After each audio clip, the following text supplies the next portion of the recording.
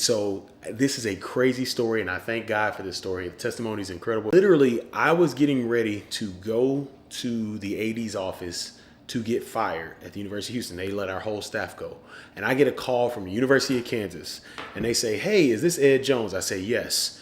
They said, "We heard that you're the guy for us as far as player development goes." I said, "You dang right I'm the guy. I'm the guy for you all." And I told him, I said, and it was Stephen Biter, shout out to Stephen Biter. I said, "I'm gonna call you back in 10 minutes because I'm about to get fired."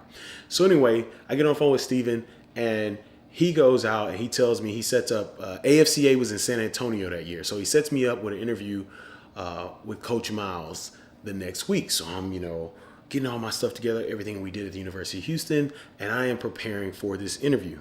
And so I get to meet Coach Miles. I ain't gonna lie, I had one of those moments. I'm like, man, this is Coach Les Miles, And so after I had that moment, we got into the interview. I had my pamphlet that I gave Coach Miles that had all the information that we did at University of Houston, but I geared it towards the University of Kansas. This is what we're gonna do. And what I really learned from that interview was Coach Miles, player development might have looked a little different at LSU, but at Kansas, I came and I said this, and what I learned in that interview was my fourth point is creative freedom. Coach Miles said, all right, can you do this? Can you get this done? And he allowed me to explain player development. He allowed me to explain what I'd be able to do. So if I had something, he would ask me.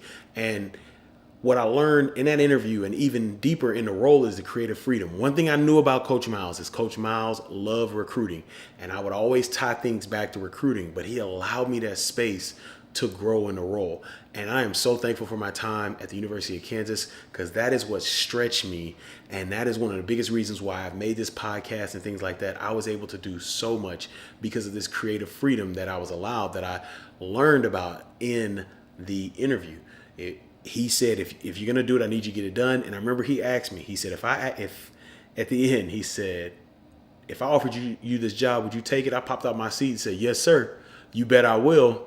Now, hindsight, what I wish I would have done is said, "Coach, I'll drive up to Lawrence right now." But it all worked out. I got the position that Friday after a Wednesday interview and had to be in Lawrence on Sunday. That's a whole crazy thing.